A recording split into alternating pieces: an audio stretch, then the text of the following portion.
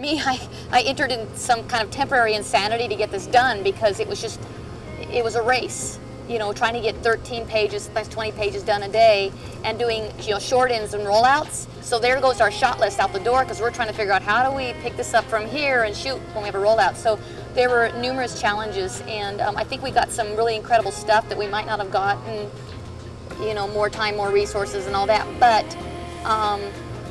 I think that that's not a justification for doing it this way, but I do think we got some incredible stuff because of these challenges. And that's what passion is, being a passionate filmmaker is doing it with all your heart, and it causes you a tremendous amount of pain. And it does, because we so wanted this to be great, and we so cared about the cast and the crew, and that causes pain when things don't go the way you want it. But I think that our cast and crew saw that, and that was our frustration. They seduce you, and then they you know, suck the life out of you. And that's the thing about the power, you know, like of with Bela Lugosi doing, you know, the Dracula, the power that he would have over people and the eyes. And I think that scares people because they're afraid of being seduced by somebody and then them drawing the life out of them. And we live in Los Angeles, and it's kind of the home to a lot of psychic vampires. So they just suck your brains out, the Hollywood thing. So there's a lot there. And we're very passionate about filmmaking in general. And with a story like this, these passionate creatures, and you know, even the Van Helsing character is very passionate about what he did. All the characters were real passionate. We ran out of petrol on the last night, and so, they were shooting with headlights, so we rewrote the scene.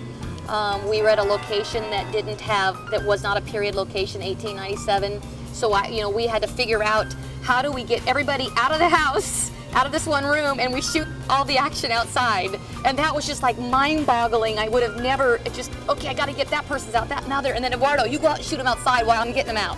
And I would have never have dreamed of doing something that, but we were at a location that we had to make work, and it wasn't, so we had to be creative and make it work. There's the pain because we love what we're doing, and so we're still sane, or I've at least regained my sanity after we wrap. There's also a huge dichotomy, you know, we had between the cool, you know, character of Van Helsing. He was so focused and so intense, and you can see in his eyes. And then you have also the intensity of the Andres Sebastian character. He was this very similar.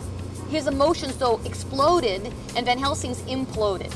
And because of that dichotomy, the duality of these two characters, they were a good match. And the same with, we had the Ariana Denise Boutet. She was also a really good, a strong, powerful woman to challenge the Andres character.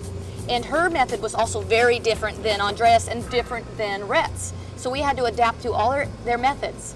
And we had to adapt to, you know, them having to learn 13 pages and being stressed out and trying to assure them that it's okay. And then the Brent Falco, who played Emily, her character was different also. So having those, we tried to have these people that were cast all different and your classic archetype characters.